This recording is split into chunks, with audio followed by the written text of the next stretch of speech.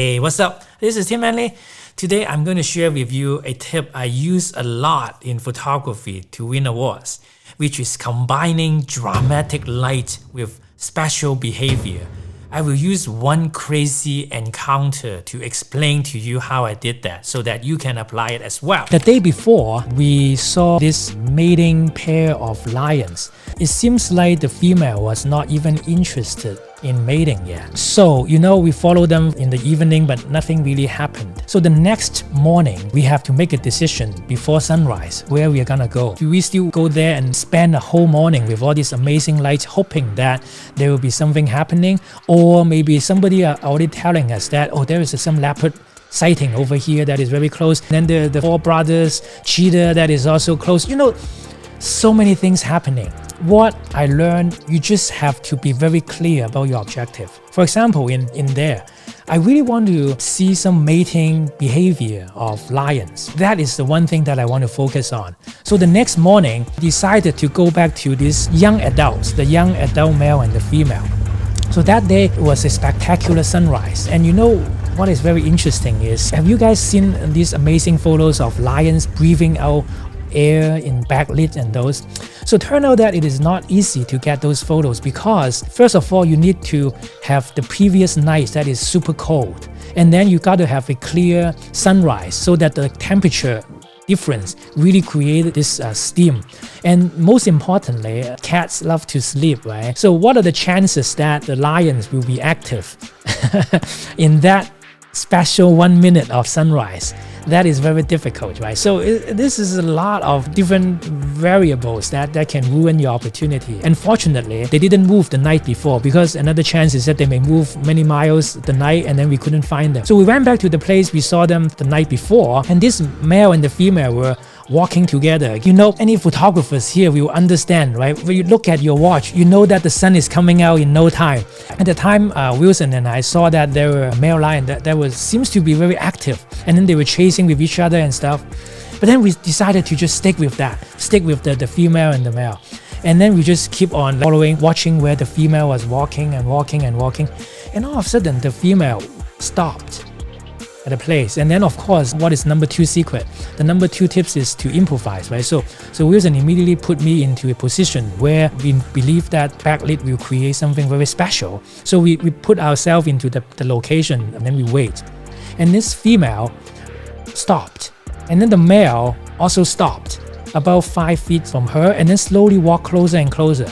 And then the male walked to within maybe 2 feet, 3 feet from the female. And guess what happened? All of a sudden, the female started to roar.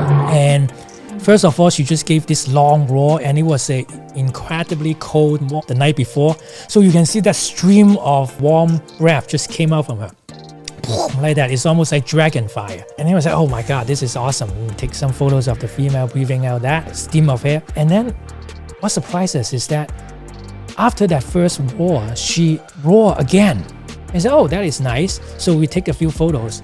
And then all of a sudden she's like non-stop, like she gave like a continuous 20, 30 roars right in front of us. And you see that the steam coming out merges with the steam that of her next breath, right? And then the next breath also merged onto that. And then you see this roar with the air suddenly glows and becomes like a big cloud surrounding the female. And at the time, the sun just came out from the horizon, and the backlit, the light shining onto that breath, just create almost like this golden cloud surrounding the rim lights of these females.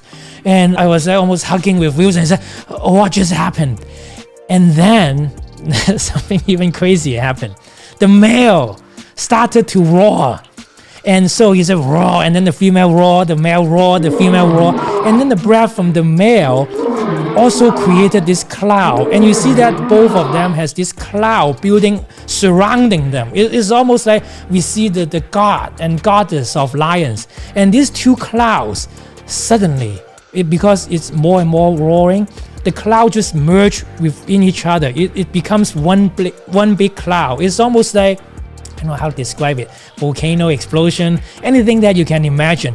And because of this cloud forming around them, you started to see this mirage effect circling around the lion. So you see doubles of the lions, right? The tails will form doubles, the heads will see doubles, and then the wing lights, everything is just like, what are you looking at? And then the surrounding was still dark. And then you see this golden cloud, and then both of them were roaring together. I don't even know how to react. And if you can imagine, we were right there in the moment. So it was deafening. To the ears. It's like this explosion, like really like a volcano eruption right there. But it's just, and I just immediately came up with the title of this photo, and I told Wilson, I think love is in the air. I want to share with you one final quote before we end. It's not our goal to see what lies dimly in the distance, but to do what clearly lies at hand, by Thomas Calaso. This is really for motivation for how you live your life. But I think in nature, I always relate this to life in photography, is that, when you have an objection, there's always people who would come back in the evening in the camera and say, oh, Tin Man, you missed this shot. You miss it completely. Like, there is this leopard or this cheetah, this crazy hunts that you miss it. You will feel depressed. It's like, oh my God, I should have done that. I should have done that. And the only way to really be happy, be at ease, at peace, is to focus, to immerse in your own objective.